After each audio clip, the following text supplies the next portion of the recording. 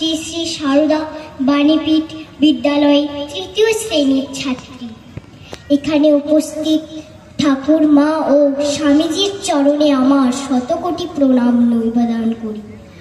এখানে উপস্থিত আমার শ্রদ্ধেয় বড় মহারাজ ও অন্যান্য সকল মহারাজ, শিক্ষক, শিক্ষিকা এবং সকল অভিভাবকদের আমার প্রণাম জানাই।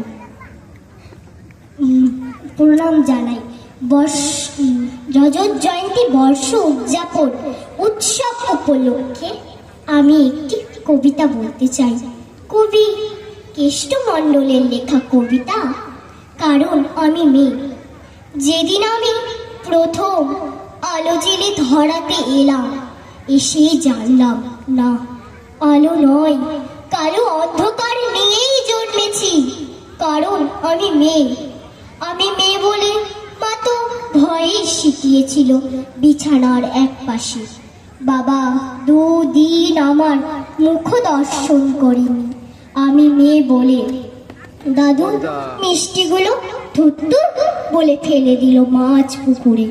আমি মেয়ে বলে ঠাম্মি মুখ বেঁকিয়ে পাড়ায় পাড়ায় বলে বেড়ালো, কি আবার হবে, খরচের জোগাড় হয়েছে আবার।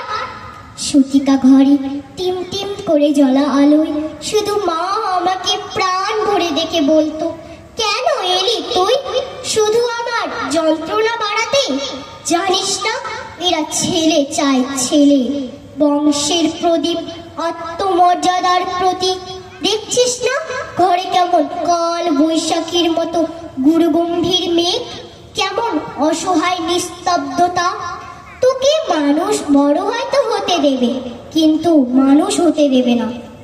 নারী সে তো সন্তান জন্মদানের যন্ত্র।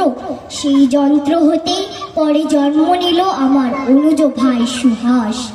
ঘরে যেন আলো এলো সেদিন, সারা ঘর সাজলো নানা রঙের আলোয়।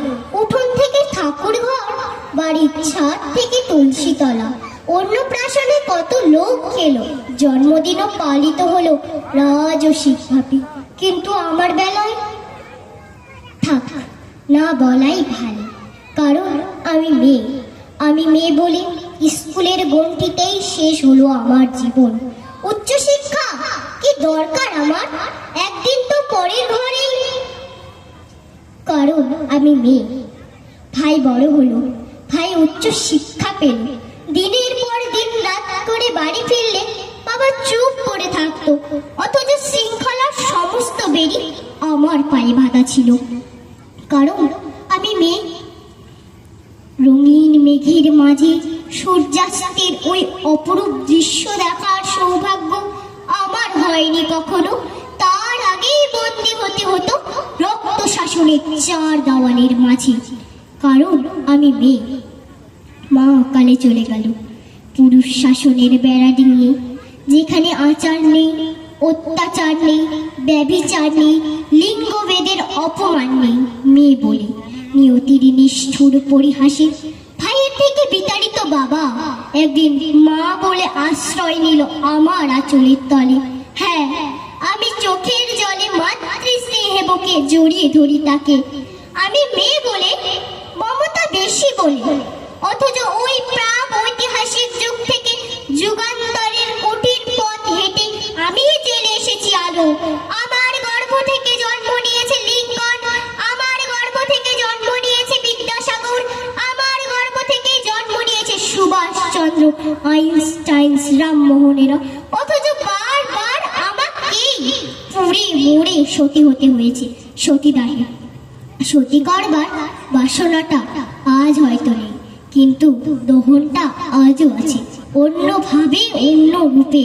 কিন্তু একদিন একদিন নারী ঠোঁট রেঙে উঠবে রক্ত নিয়ে, কলঙ্কের ঘোমটা ছিঁড়ে উন্মুক্ত হবে জলে স্থলে আর উন্মুক্ত আকাশে।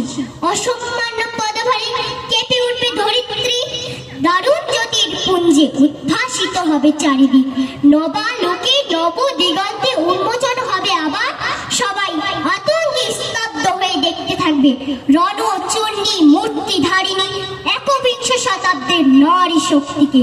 সমস্ত শৃঙ্খলা আর লিঙ্গভেদ ভেঙে চুরমার করে দিয়ে তোমায় দেখাবো পুরুষ রক্ত মাংসের মানুষ। নারী পুরুষের বিপরীত নয়, বরং পরিপূরক। আমি ছাড়া তুমি অসম্পূর্ণ, এ জগৎ অসম্পূর্ণ, সম্পূর্ণ রূপী অসম্পূর্ণ। নমস্কার।